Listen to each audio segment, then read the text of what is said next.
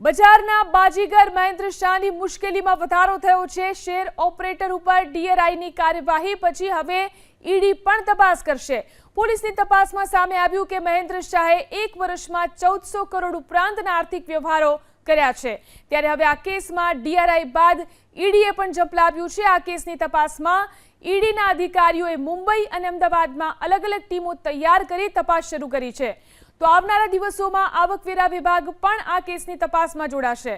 હાલ તો એટીએસ અને ડીઆરઆઈની પ્રાથમિક તપાસમાં વિદેશથી આયાત થયેલા સોનાના બિસ્કિટની તપાસના કેસમાં જાણવા મળ્યું કે માણેક ચોકના એક વેપારી પાસેથી જ મોટાભાગનું સોનું ખરીદવામાં આવ્યું છે, જે દાણચોરી કરીને દુબઈ તેમજ અન્ય દેશમાંથી લાવવામાં આવ્યું હતું। એટીએસની એક ટીમને દાણચોરીના કેસમાં મોટી કડી હાથ લાગી છે। આ સોનું અમદાવાદમાં સલામત રીતે ઘુસાડવા માટે મહેન્દ્ર શાહે એરપોર્ટના જ કેટલાક અધિકારીઓ સાથે સાંઠગાંઠ કરી હોવાની પણ માહિતી મળી રહી છે, જેના આધાર પર એક ટીમ વિશેષ તપાસ કરી રહી છે।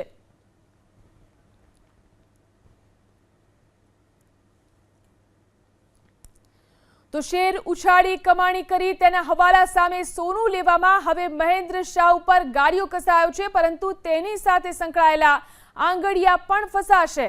મહેન્દ્ર શાહ ઉર્ફે કાળિયા અને મેઘ શાહના 87 કિલો ગોલ્ડ બિસ્કિટના કાંડમાં એક બાદ એક ઘટસ્ફોટ થઈ રહ્યા છે।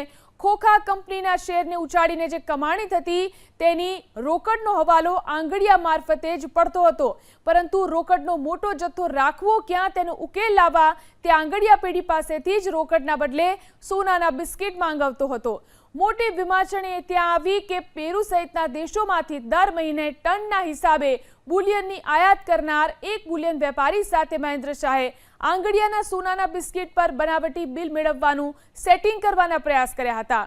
જો કે આ બુલિયન વેપારીએ પાછલી તારીખના બિલો આપવાની ઘસીને ના પાડી દેતા હવે જે આંગડિયા પેઢીવાળાએ રોકડની સામે મહેન્દ્ર શાહને સોનાના બિસ્કિટ આપ્યા છે તે પણ બરાબરના ભરાયા છે।